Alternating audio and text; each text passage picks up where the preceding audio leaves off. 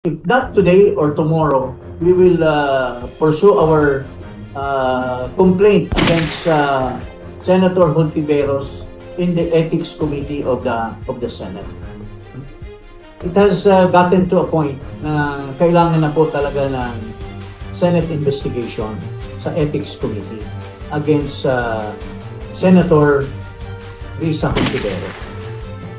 First of all, kami personally, ako si Ferdy, si Manny Luna, who was our lawyer, we filed a case against Hontiveros for kidnapping of minor, for obstruction of justice. Way back in 2017, if naalala niyo si Kian De Los Santos, in 2017, together with Attorney Malyari, may he rest in peace, Attorney Ipurong, with our lawyer, Manny Luna, nag-file po kami ng kaso kay Hontiveros. Maliban po doon, winile-tap din niya kami. Ako at saka si former Justice Secretary Aguirre. So, para sa amin po, hindi namin sinasabing ang pakay namin ay conclusive. Pero it's about time that the Senate should investigate their own. Well, magandang umaga po sa inyo lahat. Here we are again. I could recall once upon a time we were in front of you. But today, it has gotten to a point na kailangan na po talaga ng Senate investigation sa Ethics Committee against Senator Risa Hontiveros. Mga kababayan, kami po, si Attorney Luna, si Attorney Topacio,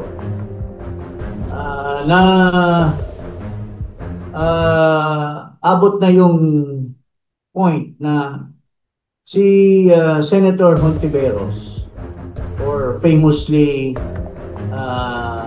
known as Hontivirus by so many other people, ay nagkakaroon ng parang pattern of bringing witnesses to her investigation who are farce witnesses.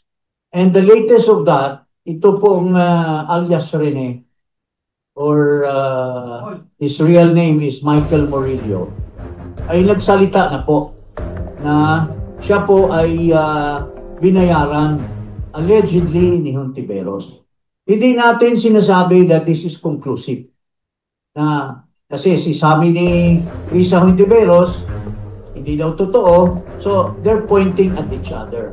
But don't you think, mga kababayan, na kailangan ng masusing investigasyon yan ng Senado? Because this is a serious allegation against a senator.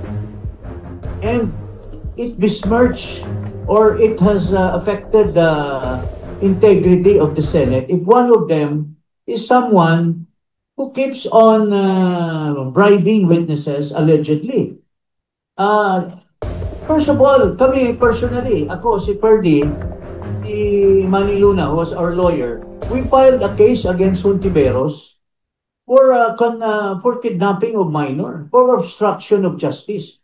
Way back in 2017, if naalala nyo si Kian De Los Santos, nung inimbestigahan ng Senado yon, may mga supposed to be mga testigos na mga bata, mga pamilya ng isang mag-asawa, yung nanay nasa abroad, yung tatay ay nasa kulungan. At noong na-release yung tatay, pumunta po sa amin sa BACC at humingi ng tulong kasi tinago daw yung mga anak niya ni Hontiveros. So indeed, kami ni Ferdy, pumunta kami doon at true enough, tinago ni Hontiveros pero pinapasa-pasa niya. After we went there, pinasa niya doon sa Bishop David at doon namin nakita yung mga bata. So, in 2017, together with Attorney Malyari, may he rest in peace, Attorney Ipurong, with our lawyer Manny Luna, nag-file po kami ng kaso kay Hontiveros. Maliban po doon,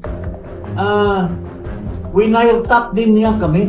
Ako at saka si former Justice Secretary Aguirre doon sa while we were texting each other, mayroon siyang inutusan na photographer na napaka-powerful yung camera. Binuha yung conversation namin ni Bit Aguirre and she delivered a speech. So that's a violation of the wiretapping law. Huh?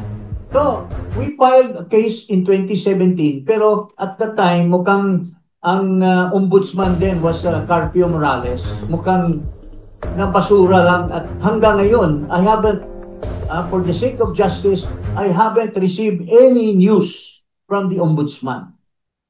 So, there was also allegations about witnesses na nagkabayaran allegedly doon sa Parmali.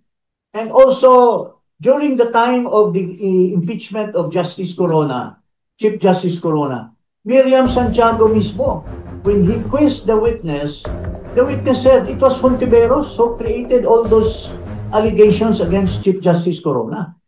So, para sa amin po, hindi namin sinasabing ang pakay namin ay conclusive. Pero it's about time that the Senate should investigate their own. In order to erase the image that pwede pala, pag senador ka, pwede ka palang magdala ng testigo, maski tinatakpan mo yung tinatakpan mo yung muka, tapos afterwards, magre-recant at itinuturo na binabayaran ka.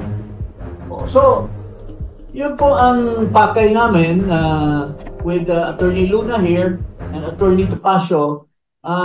If not today or tomorrow, we will pursue our complaint against Senator Hontiveros in the Ethics Committee of the Senate. So, yun lang po ang masabi ko tungkol dyan. Then maybe I can comment later on the issue tungkol sa yung corruption. But before I leave, ito lang po masasabi ko, with due respect.